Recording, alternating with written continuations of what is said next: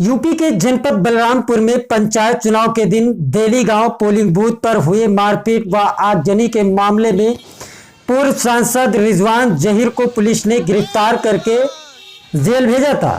उनकी जमानत न्यायालय में मंजूर हुई थी। जेल से रिहा होने के बाद पूर्व सांसद ने न्यायपालिका पर भरोसा जताते हुए अपने समर्थकों का आभार व्यक्त किया है। आपको बता दें कि पूर्व सांसद रिजवान जहीर के अधिवक्ता सतदेव तिवारी ने बताया कि जान से मारने के प्रयास के मामले में एक सप्ताह पूर्व ही जमानत मंजूर हो गई थी। पूर्व सांसद पर एक अन्य मामला भी दर्ज किया गया था, जिसमें एसपी एमएलए कोर्ट में जमानत प्रार्थना पत्र दिया गया था। न्यायालय ने दोनों पक्षों की दलील को सुनने के बाद पूर्व सांसद का जमानत प्रार्थना पत्र मंजूर किया। वहीं जेल से रिहा होने के बाद पूर्व सांसद ने न्यायपालिका पर भरोसा जताते हुए उन्होंने फर्जी तरीके से फंसाया गया था। न्यायालय ने उनका जमानत प्रार्थना पत्र मंजूर किया। वहीं रिजवान जहीर ने जेल से छूटने के बाद इस दुख की घड़ी में उनके साथ देने वाले समर्थकों का आभार व्यक्त किया। रिजवान जहीर ने कहा कि हमको फर्जी तरीके से फंसाया गया था, लेकिन न्यायपालिका पर हमें भरोसा है। न्यायपालिका ने हमारी जमानत मंजूर किया। सबसे पहले जनपद बलरामपुर के सभी क्षेत्रवासियों का मैं दिल से आभार व्यक्त करती हूँ उनकी दुआओं के लिए और इस मुश्किल दौर में हमारे साथ कंधे से कंधा मिला के खड़े रहने के लिए। आज सच्चाई की जीत हुई है। मेरे निर्दोष पिता वापस घर आए हैं।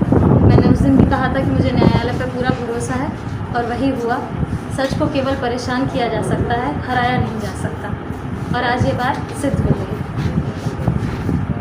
ये दौर जो रहा वो कितना कठिन रहा?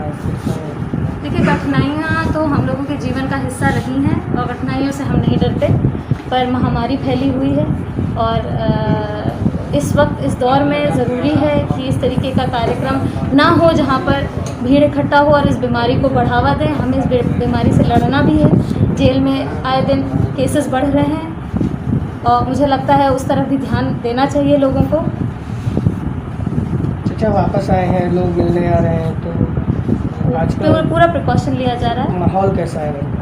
माहौल तो देखिए, इस वक्त हम लोग एक कठिन समय से निकले हैं और लोगों का प्यार तो हमारे साथ हमेशा रहा है।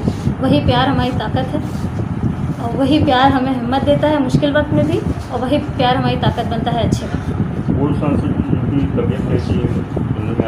उनके स्वास्थ्य में दिक्कत थी, इसीलिए हम लोग परेशान ज़्यादा थे, इसीलिए हम लोग चिंतित ज़्यादा थे। तो पिछले कई सालों से उनका स्वास्थ्य ठीक नहीं रहता है और आप लोग जैसा जानते हैं कि उनको इस मामले में फंसा के ऐसी परिस्थितियों में जेल में डाल दिया गया था, जिससे हम लोग काफ़ी चिंतित थे। पर ऊपर वाले की दया से और सबके आशीर्वाद से आज वो हमारे बीच में है और ठीक हैं। और थोड़ा टाइम लगेगा, उनकी शुगर में थोड़ी दिक्कत थी, पर हमें पूरी उम्मीद है कि लोगों की दुआओं में इतना असर है कि उन्हें कुछ नहीं होगा। इस पूरे मामले में पुलिस की कार्यशैली क्या रही? पुलिस की कार्यशैली तो आप लोग ज़्यादा बेहतर जानते हैं। मुझे उस पर कोई टिप्पणी करने की ज़रूरत नहीं है। जो हुआ जैसे हुआ सबके सामने था। मैंने उस दिन भी कहा था कि हम अपराधी नहीं हैं, हमें अपराधियों की तरह ट्रीट ना किया जाए, ना हमारे साथ जिस तरीके से पक्षपात हो रहा है किया जाए, और आखिर सच सामने आ जाता है, वही हुआ। एनएसए वाली बात अभी कहाँ पर है? एनएसए लगाया जा रहा है या नहीं लगाया? एनएसए लगाया जा रहा होता तो पिताजी घर कैसे आते? एनएसए नेशनल सिक्योरिटी एक्ट उस पर लगाया जाता है जहां पर आपको 1 साल के लिए जेल से या कैद से बाहर नहीं आने दिया जाता है। उन परिस्थितियों में आप पे एनएसए लगाया जाता है। अगर पापा को जेल से बाहर, उनके मुकदमे तो ख़त्म ही हो गए, जिस मुकदमे के आधार पर उनके ऊपर एनएसए लगा था उसमें उनको बेल मिल चुकी थी, तो कैसे उनके ऊपर एनएसए लग सकता था? एनएसए स्टैंड ही नहीं करता था। डे 1 से हम लोग ये बात चिल्ला रहे थे, लेकिन जो है वो सामने है।